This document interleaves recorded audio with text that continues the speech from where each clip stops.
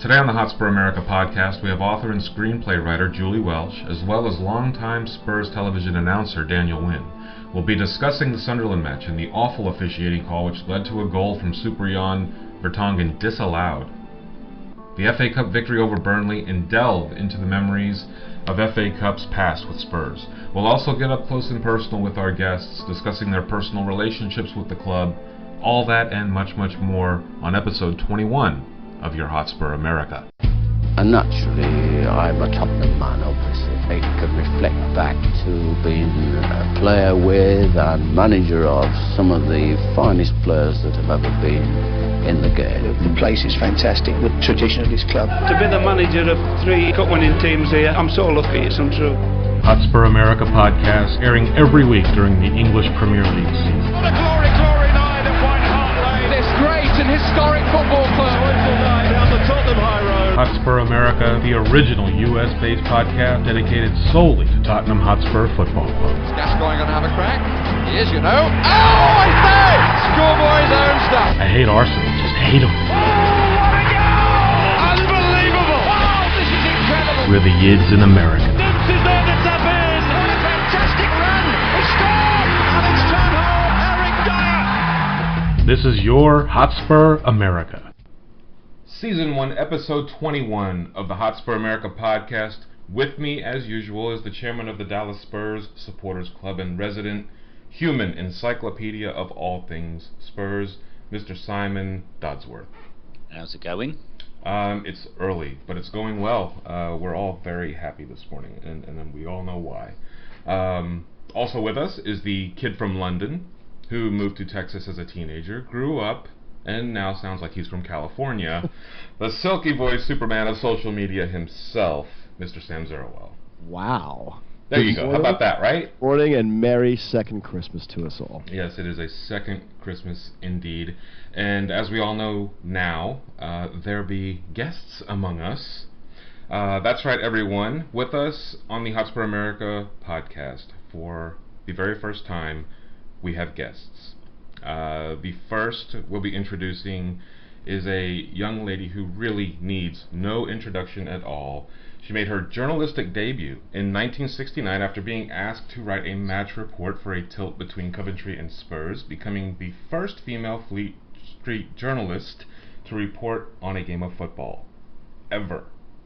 Sam, we have a lady among us. Please go make sure the toilet seat is down. Her bibliography includes The Ghost of White Hart Lane that she co-authored with Rob White in 2011, the biography of Tottenham Hotspur, our personal Bible for all things Spurs, that was written in 2012. Ladies and gentlemen, I give you, in our opinion, the First Lady of Tottenham Hotspur Football Club, Miss Julie Welch. Oh, thank you. How can I ever live up to that? Oh, you just did. Also with us today, the man who has been the voice of Tottenham Hotspur for the past 14 plus years and a proud member of the Tottenham Tribute Trust, Mr. Daniel Wynne, everybody. Hi, it's great to be with you. And I'd just like to say from the outset that working with Julie again, she's the most amazing person. But I can speak for Julie as well, that just because we're based in London, we are one big Spurs family, irrespective of geography. So, you know, it's fantastic to be able to speak to you guys in the States. Amen. Yeah. And thank you for that, Daniel. Thank you. Yeah, and just, you know, unlike other podcasts that you guys have done, this is a little more difficult. A lot of time you get FaceTime with your other podcast hosts, and we don't have that luxury. So if for all the listeners out there, if we sound like we're talking over one another or things sound a little convoluted, that's why. We'll try to pause and direct our questions appropriately. Firstly, though, I simply want to thank you both immensely for coming on to the podcast. We were getting ready to talk about the FA Cup victory as well as the 2-1 win over Sunderland. However, I'd first like to have Simon ask you both somewhat a rather poignant question, if you don't mind. I will, actually. And thank you for both being on. For me, you know, I've been a Spurs fan for many, many years and hold what I consider a very esteemed position with the supporters club. So this is a dream come true. I'm giddy on the inside, trying to maintain that cool exterior on the outside. So the question I have for both of you, having been in the States for a while and seen virtually the explosion of the sport in this country from basically nothing 20 odd years ago to where it is now with the Premier League, every single game on NBC, I always find it curious what the core supporters of the sport and of the English clubs in the UK view the American perspective of the game, because it's not a secret that the sport is kind of seen as the fifth sport in this country, although it is rapidly growing. And now we have massive awareness of the game. Lots of supporter groups from every Premier League club are represented in this country. I can't begin to count how many English clubs, including some of the Championship clubs, that were on tour in the States pre-season. Obviously Spurs were there too. So how are we all viewed in the UK? Daniel? That's a good question. I think, as I said in my introduction when I said hello to you guys, the more the merrier. It really is as simple as that. I mean, you look at the Spurs official Twitter account, there's over 1 million followers now. We broke that million number a couple of weeks ago. Yep. Geography is irrelevant. We are all one family. We know that the Premier League is massive business over in the States. I'm lucky enough to be up on the commentary gantry, and I see Arlo White every week. Every time he comes, and I know from talking to people, and I work for an American organisation in my real job, in my day job, and just my colleagues, they have a real passion for it. People that I come across, I come over to the States a couple of times a year through work, and everyone's talking about it. I mean, obviously I've got that angle as well. They know what I do, but there's no degree of superiority. Oh, we're English, you're American, you don't know what you're talking about, you call it soccer, we call it football. It's one team, one dream. It's as simple as that. And there's that great Twitter account, USA Soccer Guy. If you don't follow it, you must. It's a parody account, but it's hilarious. But as I said, we're all in it together. We've all got the same common goal, and Spurs fans are Spurs fans, whether they're out in Asia, in America, or in North London.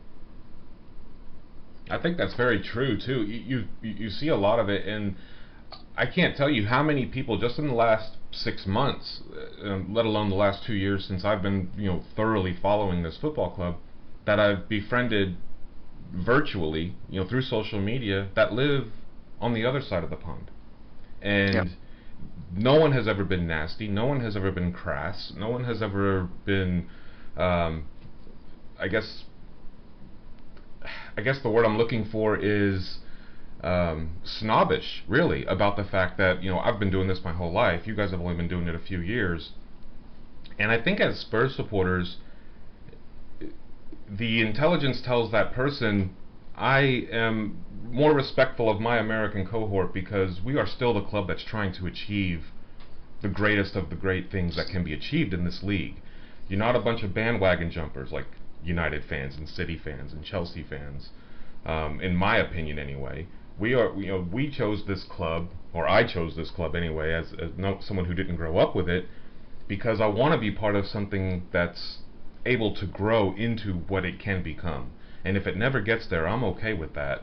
But when it gets there, it's going to be so far beyond well earned that it's going to make me feel as if I have been doing that for the 46 years of my life, supporting the club. So in that regard, it's very warming to hear that coming from that perspective. Julie, do you feel the same way, or do you recognize those same things, or do you hear and see differently? Oh, I feel absolutely the same. I was just so excited when I was on Twitter to find out that there were US Spurs accounts. I'm kind of in awe of America anyway, and to think that there are now a lot of followers of what you call soccer. It's just, I just get a tremendous buzz from it. I really want to reach out to supporters in the States and Spurs fans in the States. I mean, these are people of taste and good judgment. You got that right. Yeah, they are not bandwagon jumpers, you know, they're not people who support United and Chelsea because, you know, they know the name and these clubs have got lots of money. They support Spurs, which is a real proper football club playing real proper football the Spurs way. So, you know, bring it on. Welcome. Thank you. And one of the things that I think that has really galvanized the United States supporters is NBC had done a study, and Simon, correct me if I'm wrong, because I know that you know, and Sam, you may well too. They had done a study at the beginning of the year, and they basically took a census poll throughout all of America, and Tottenham have the most supporters via NBC in America than any other Premiership club. Am I right about that? Yeah, I think it was at the beginning of last season or during the infancy of NBC's coverage that they did that. And, you know, we all thought that there was someone at NBC that had a soft spot for Spurs. Whenever they did a promo and it was footage of action from the previous season or shots of the stands, it was like 5-1 Spurs versus any other club, and that pattern repeated throughout the season. So I thought that was odd. Obviously, I embraced it, but yeah, it was interesting to see that Spurs were rated so highly. Now, granted, we were coming off the high of Gareth Bale's final season, and you know, you talk about plastic fans and bandwagon jumpers. That's never happened with Spurs, and you know, maybe it will in the next few years, and would welcome the influx of supporters. But I think we get enough support and following based on the standing of the club, the fact that we are perennial players knocking on the door of the Champions League. We had that taste in 2010-11 and we want it back. So no bandwagoners. There were a few when Gareth Bale was at his peak and they all put Bale on their shirt, and then the following season they all became Real Madrid fans. So that happens a lot over here. And that's a good lead into Sunderland. You know, talking about the game and talking about the match, a well-worked, albeit fortunate bounce by Jan Vertonghen leads to our first goal, and then a beautifully taken free kick ties the match shortly before halftime, and we go through the second half absolutely battering them. And I turned to Simon at one point and I said, we've got to have 80% possession in this game. And then all of a sudden it turned on its ear a little bit, and the ball fell to Adam Johnson about 20 yards out, and I thought, here we go. Black cats are bad luck again. And he struck that ball, and Lloris made just another magnificent save. It's unbelievable to me how good he is. And I quickly turned because, what was it, halfway through the match, some little Arsenal mug walks into the pub and sits down. They're not even playing, and he's boots away from full kit wanker. It was amazing to see this guy sit at the bar, and he comes just to try to watch us lose. Yeah, there was 30 of us there, and he just right in between us. I couldn't believe it. Yeah, I'm like, you gotta be kidding me. This guy's sitting at the bar, wanting to watch us lose, and I thought it was going to happen when that ball fell to Adam Johnson. It didn't, and I made the remark, it's a damn good thing we have probably the best keeper on the planet. And somebody said, well, Neuer might be better. I said, if you take Neuer and put him into the Premier League, he's not that good. And it was just amazing to watch the run of play. We transitioned from that. Townsend up the right wing, crosses the ball beautifully in, and Eriksson slots it home off the inside of the post. I would not want that ball to fall, I don't think, to anybody else in that situation.